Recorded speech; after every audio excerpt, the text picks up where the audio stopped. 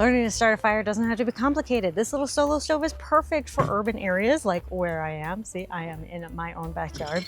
I found all of these sticks in my backyard, and there's plentiful more. You can take this to a local park if you so choose. You don't have to be complicated about it. This little solo stove has seen its days. I've had this for about 8-9 years now.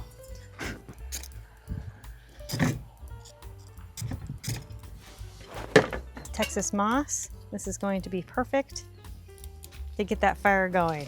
When we're talking about fire making skills, I actually want you to try other things besides just a lighter and match. Go ahead and break out that ferro rod and get that going, okay? Texas moss, yeah.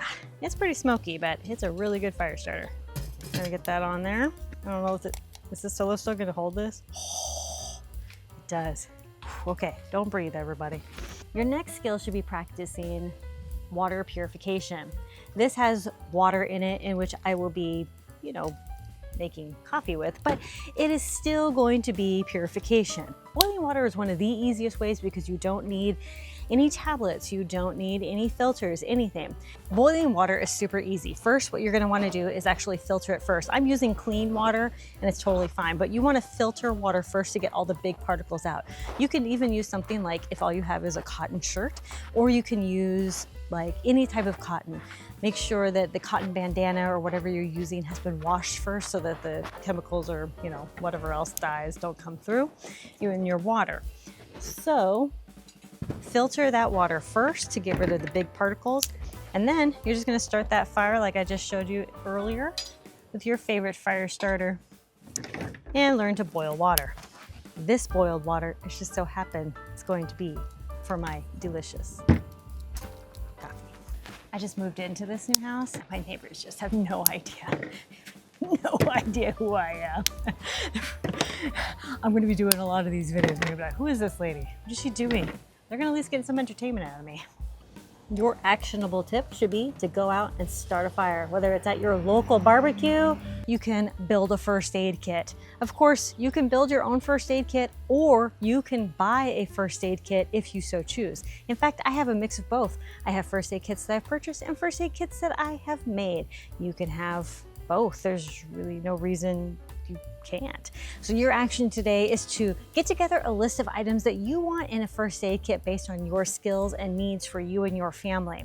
And then I want you to go and find a kit and or make a kit from that list. The next one is learn to barter and trade. Just the other day, I had somebody post on a Facebook page saying, hey, I want to barter my eggs for vegetables. And so I came on and said, hey, you know what? I have a freeze dryer. What do you think about that exchange? And I can freeze dry the eggs and I'll give you some eggs and then I can keep some eggs as well. So it's a really good give and take, right? Barter trade. I want you to start growing things. You don't have to have a big backyard. In fact, I have Rogue Gardening channel that is on YouTube and Instagram, in which I'm going to be showing you lots of ways for you to start growing your own food. But here, take a look at this. Look at this hydroponics that I've grown all this lettuce. And I'm starting tomatoes in it right now. Isn't that fancy?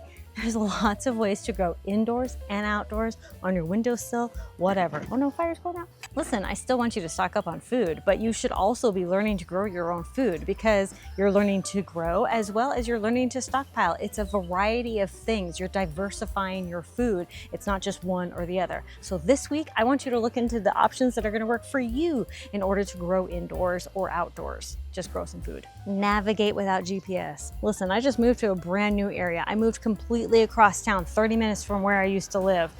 And I've moved a lot. I've lived a lot of different places and I always use GPS to help me get around, right? But at a certain point, you gotta figure out where you're going without GPS. So right now, as you're seeing, I am driving without GPS, trying to get to a local grocery store. I did it. It was totally great. I was very proud of myself, but it's like one of those things where we become so mindless. It's like we just open Google Maps or Apple Maps or whatever you use. I don't know, is MapQuest still around? And we just let them do the work instead of having to think about, oh, this is this street. Oh, I turn here. We're no longer actively engaged in where we are going and what we are doing. We just throw Google on and let it go. So get a little more active and engaged in where you're going around your town, and then find back roads and, weave around, have some fun. All right, the next one's gonna be repairing stuff. Okay. So learn to repair things. So my husband is pretty much the repairman around here, okay? Like he fixes everything. I say, this is broken, he fixes it. But we're also trying to teach our kids, how to fix things as well. And so sometimes I'll be like, okay, I should probably learn how to do this. So I asked my husband to show me how to fix something pretty quickly. And so he did. And I'm super proud of myself. Get your emergency disaster plan in check. It is time to start printing out important documents, making your document folder in which it has emergency numbers, your emergency disaster plan.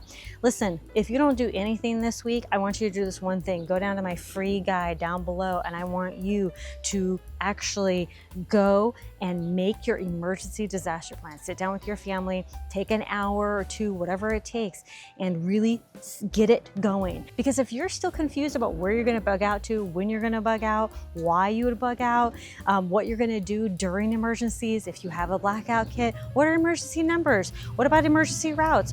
Where are people going to meet if you go to school, work, if you're home, whatever.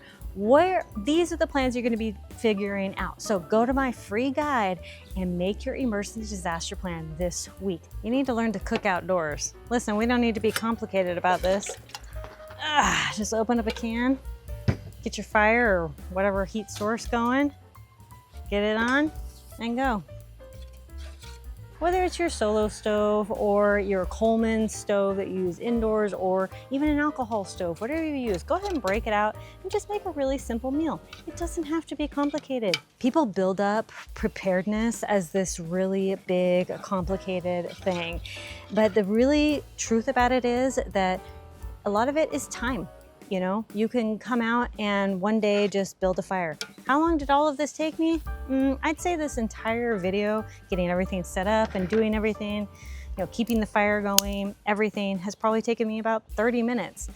And, but this is a lifestyle for me. It's something that I do on a regular basis. This is all getting you acquainted with your gear. It's getting you acquainted with what you are knowledgeable about. It's getting you acquainted with what you need to work on.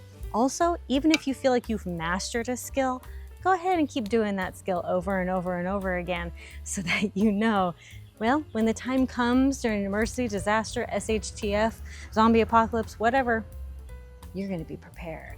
Yeah.